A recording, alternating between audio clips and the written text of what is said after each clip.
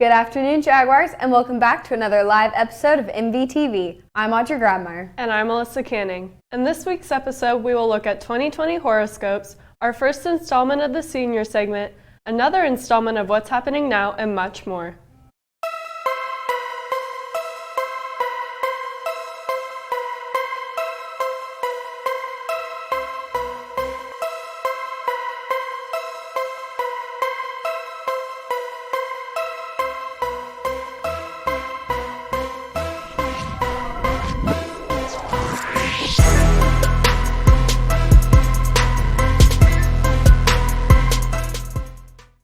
To start off today's episode, reporter Emma Hoekstra shows us what our 2020 horoscopes have in store for us. 2020 was a highly anticipated year. There is a lot that is expected to happen, but I'm going to give you a little more insight on what the stars have to say about your 2020 horoscope predictions. Aries, you're a fire sign who's always ready for the challenges life brings, and this year is no different. It's time to step it up and conquer the world. Taurus, your love of life will motivate you to do great things this year. Gemini, this year will be a great year to connect with yourself and others on a higher level. Cancer, don't get lost in the chaos. Make yourself a top priority this year.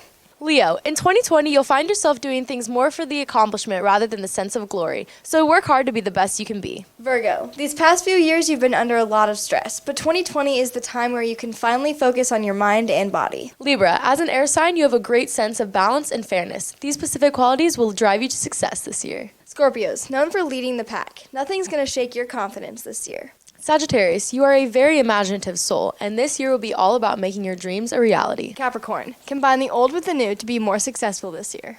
Aquarius, whether you're ready for it or not, 2020 will bring a lot of changes and challenges your way. Pisces, keep a level head this year as a mix of illusion and reality shapes your 2020. Hopefully these gave you a little bit more insight on how to tackle the new year head on.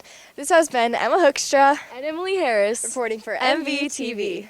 Take a bath. Yo, take a bath, you stay. Take a bath. Thanks, Emma. Going into 2020, I definitely want to go to more school events. Well, thankfully, reporter Emily Harris is giving us a heads up on the remaining events for January. Even though this semester has just begun, we've already had such an eventful month. But last week's WOCO isn't the only event taking place this month. Let's see what the rest of January has in store. To start off, there's a varsity bowling meet at 3:30 today at Mission Bowl in Olathe. Tomorrow, there will be a wrestling meet at 11:30 a.m. at Baser Linwood, so wish all our wrestlers good luck. Later tomorrow, show up for our boys and girls basketball players as they take on Blue Valley West. Show your support in the stands and your best grout fit. The following Monday is Martin Luther King Day, meaning no school, so enjoy your day off. On Tuesday the 21st, there will be another chance to support basketball at 7 in their game against Lansing with the theme School Spirit. Wednesday holds another meet for boys swim. The varsity boys swim team will be making their way to an invitational the morning of Saturday the 25th. If you want to earn class cup points, head to Shawnee Mission Aquatic Center for the activity of the week to show your support for the swim team. For the last week of January, there's basketball games on Wednesday at Lawrence Free State High School and Friday at Lansing with the theme Preppy. For more information on any of these upcoming events, be sure to stop by the calendar located in the main hallway or stay up to date on our school's social media. This has been Emily Harris reporting for MVTV. Next, let's go to Danny and Bennett for the first installment of What's Happening Now of 2020. My dearest Danny, I regret to inform you that I've been drafted for World War III. Wrong year to turn 18, I guess. Sincerely, Bennett. Hi, welcome to this latest episode of What's Happening Now. I'm Danny, and that's... To start off this episode, on January 7th, the country of Iran declared a nationwide 3-day of mourning to be held over the death of Qasem Soleimani, who had been killed by U.S. airstrikes 4 days prior. The funeral drew in such a large crowd that there were 56 deaths and over 200 injured. Following the funeral, Iran launched 22 missile strikes against 2 Iraqi military bases that housed the U.S. forces. We are still awaiting updates on the damage. In an explanation for these attacks, Iranian General Hossein Salami said, "We will take revenge. Revenge that will be tough, strong, and punishing." As you already know by now, the NFL playoffs have begun, and man did they start off crazy. The Patriots got off to a rough start, losing to the Miami Dolphins in the last week of the regular season, bumping them to the wild card round where they would lose to the Tennessee Titans. Thanks to the Fitz magic, the Chiefs would land a spot into the number 2 seed, giving them the bye in the first round, later taking on the Texans Texans at Arrowhead. The Texans would take an early lead in the first quarter with the score 24-0. The Chiefs would come back and win the game 51-31, sending them into the AFC Championship. With the raging fires continuing in Australia, thousands of homeowners are panicking at the thought of losing their homes to the blaze. The fire began in late July and has already laid waste to nearly 18 million acres of land and over 2,000 homes. The blaze had made Australia have a reddish haze due to all the smoke. The air has been recorded to be 11 times the hazardous level. The fire has claimed 25 lives and over a billion animals. That's it for this week's episode of What's Happening Now. Good luck, Bennett. Peace. Thanks, Danny and Bennett. Hey, Audrey, have you noticed how many creative people call Mill Valley home? I have, especially those who express their creativity through tattoos. Abby Miller has the inside scoop. Several students at Mill Valley have a more creative and permanent way of expressing their stories. I went to 3 students in particular to find out more about what their tattoos represent. So the design is a triangle that is in the form of a teepee, so it kind of represents a house, and then the bottom forms like a W shape for White House.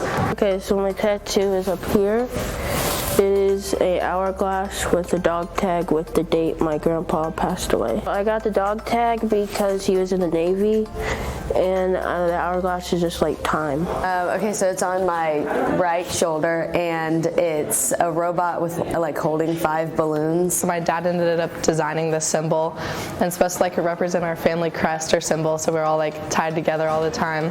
So we all got matching ones, so my whole family and my extended family got it. My dad, every time he gets deployed, he like draws things, and this he drew for me in Korea. It was always our thing when I was little. He just always drew for me, and so the only thing he really could bring back from his deployments was his drawings. I was only 16 at the time, so we walked down Wichita, which is where my extended family lives, and no place would let me get a tattoo. So the last place we went is the electric chair in Wichita, Kansas. It didn't hurt at all. It took probably 3 minutes, a really small design. I got it in Vegas while I was on vacation. It took 6 or 7 hours. It was painful in the beginning, but then over a couple hours it stopped hurting. I really want to get another tattoo, but this one had a meaning to it, so I'm just trying to find another tattoo that would have a meaning, but I would definitely get it again. Abby, Trinity, and Bree all use tattoos as a way to express themselves through art.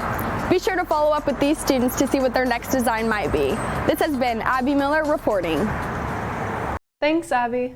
Next, let's head to Livy and Riley with sports and Ashley for this weekend's weather update.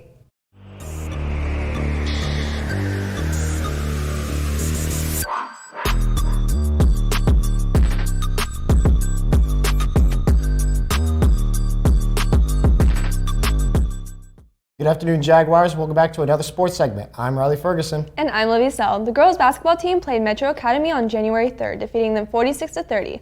They also played Blue Valley Northwest last Wednesday and came up on top with a score of 43-37. Sophomore Emery Czar scored right at the buzzer, sending the Lady Jags into overtime, where they had just enough points to defeat Blue Valley Northwest. The boys basketball team played Olathe North on January 9th, where they won with a score of 53-47. Last Friday, the Jaguars fell short to Bishop Miege 54-55. After a loss to Blue Valley on Tuesday, the Jags hold a 5-4 record. Let's hear from senior Braden Wiltsey about the team this year. We just kind of wanted a kind of new, fresh start. We didn't get the season that we really wanted last year.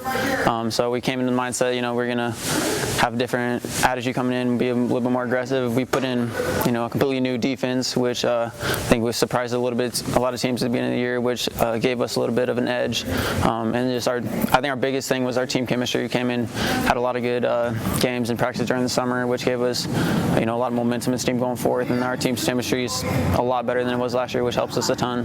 We just do a lot of film, study, try to figure out what their strengths are, what their weaknesses, see how we can attack them.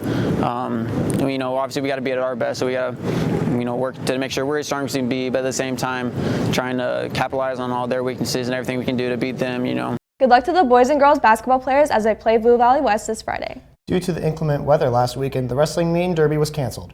They will be competing at Bayshore High School tomorrow, so good luck to them. The bowling team were in action yesterday at the Olathe East Lanes, where the girls and boys won the meet. Breela Luke placed first overall for the girls, bowling a 5.57. As for the guys, Jackson Penny placed first as he bowled as a 6.55. They bowl after school today at Mission Bowl in Olathe, so go and show your support. The boys swim team is starting back up as they have a meet next Tuesday at Lansing, so good luck to those competing. That's all for this week's sports segment. I'm Riley Ferguson. And I'm Livy Sell. Have a great weekend, Jags.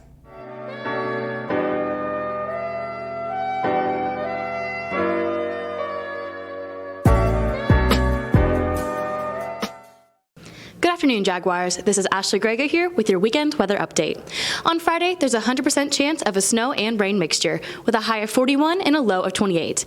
Be careful as you head to Blue Valley West for the basketball game. The theme is Grout Fit. On Saturday, there'll be partly cloudy with a high of 35 and a low of 17. And then on Sunday, it'll be partly cloudy again with a high of 23 and a low of 10. Stay inside and watch the Chiefs game. That's all for your weekend weather update. Have a great rest of your week, Jags. Thanks, Ashley. To finish off this episode, my co-anchor Audrey brings us this year's first installment of the senior segment.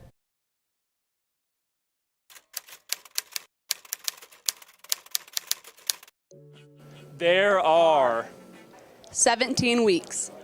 or 121 days. or 1900 hours. or 174,180 minutes. or 10,450,800 seconds. Until we graduate. Cross country state. My most memorable moment this year was going to my first football game. Blue bomb. My most memorable moment of my senior year has been running at state cross country with the boys. My most memorable moment of senior year so far has been part-time. Leading the student section during the football games. My most memorable moment of senior year this year would have to be the boys winning state. Tune in for the next installment of the senior segment 2 weeks from now with Sophia Ralston. This has been Audrey Grabmeyer reporting for MVTV. Was that good? Did I do good? That's it for this week's live episode of MVTV. Please stay tuned for the credits, followed by the office announcements.